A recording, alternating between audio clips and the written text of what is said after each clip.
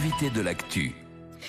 On est avec Serge Smadja. Bonjour. Bonjour. Je vous accueille sur RMC. Merci d'être venu. Vous êtes le secrétaire général de SOS Médecins France. Au fond, vous êtes aux avant-postes, Oui. celui qui reçoit les premiers appels, je dirais.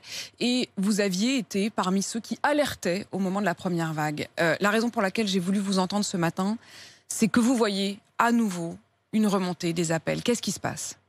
Oui, on a une augmentation qui est vraiment maintenant sensible des appels pour suspicion Covid. On n'en est pas encore heureusement aux chiffres du mois de mars-avril, de ce que moi j'appelle le tourbillon du mois de mars-avril, mais on est en augmentation. Alors c'est un peu compliqué de parler de pourcentage. On était au pic de l'épidémie à environ 2500 suspicions Covid par jour. On était redescendu à 250 après le confinement. Et là, en presque une semaine, la semaine dernière, on en avait 500. Et hier ou avant-hier, on est remonté à 1000. Donc on voit bien que les choses augmentent. Après, il faut analyser toujours les choses avec prudence entre les cas rencontrés, les suspicions Covid et les tests. Avec ce qui se passe dans les écoles, il y a peut-être, je ne sais pas si c'est le bon terme, mais une surfréquentation des cabinets médicaux parce que les établissements scolaires demandent, et je crois que c'est la consigne de l'Éducation nationale, aux établissements scolaires, demandent aux enfants de consulter un médecin dès qu'il y a des symptômes. Précisément, c'est ma question. Qui appelle ? Est-ce que ce sont des gens qui sont malades, qui vous appellent parce qu'ils ne se sentent pas bien ? Est-ce que ce sont des parents inquiets ? Qui vous appelle ?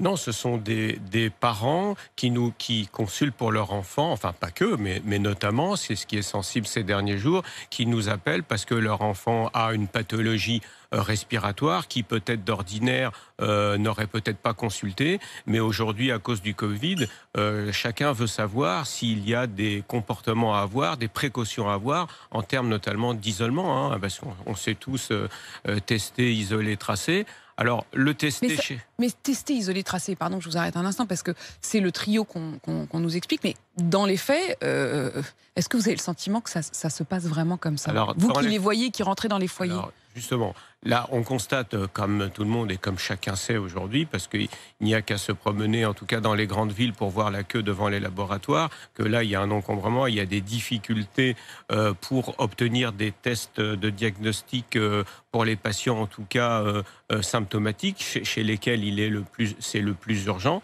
Donc ça, c'est le premier point. Et puis, il y a cette situation des enfants où il faut répondre aux établissements scolaires pour savoir si les enfants sont susceptibles de porter le virus ou pas.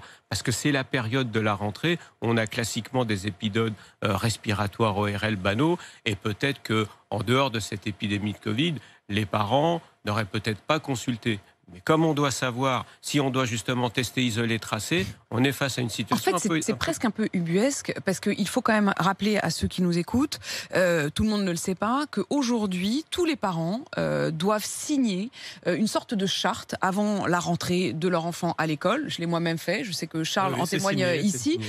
Il faut signer cette charte où on s'engage, à prendre la température de son enfant chaque matin avant de l'emmener à l'école. C'est quand même très contraignant, mais voilà. Et si il a un peu de température, ou s'il a le nez qui coule, ou s'il a le moindre symptôme, ne pas l'emmener à l'école, 2, l'emmener effectivement chez le pédiatre. Je voudrais qu'on écoute tout de suite le témoignage de ce médecin généraliste à Brest. Il s'appelle Antoine Brinquin et il nous a raconté sur RMC l'inquiétude des parents à laquelle il fait face.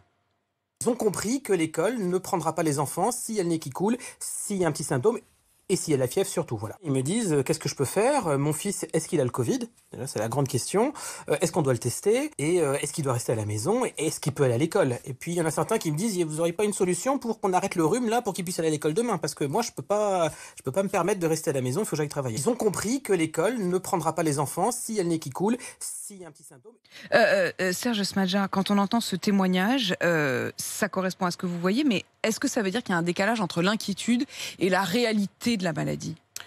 Ce qu'il manque, c'est une conduite à tenir uniforme et standardisée pour tous les médecins face à ces situations-là. C'est-à-dire que les pédiatres nous indiquent qu'avant 6 ans, le test PCR n'est pas absolument indispensable, qu'il est en tout cas vécu comme particulièrement invasif et il faut le plus possible essayer de l'éviter. Il n'est pas interdit, on peut faire des prélèvements quel que soit l'âge, mais il doit être évité et le médecin doit plutôt essayer d'orienter le diagnostic et par exemple, s'il y a une autre pathologie qui pourrait faire suspecter autre chose que le Covid, si on voit par exemple une otite moyenne aiguë, si on fait un test angine et si on voit une angine, on pourra presque être rassurant pour dire aux parents que la pathologie respiratoire qu'on voit, c'est pas ça. Mais dans tous les autres cas, il faut clarifier les choses pour savoir si on teste les enfants, si on teste les parents. Vous n'avez pas ces réponses.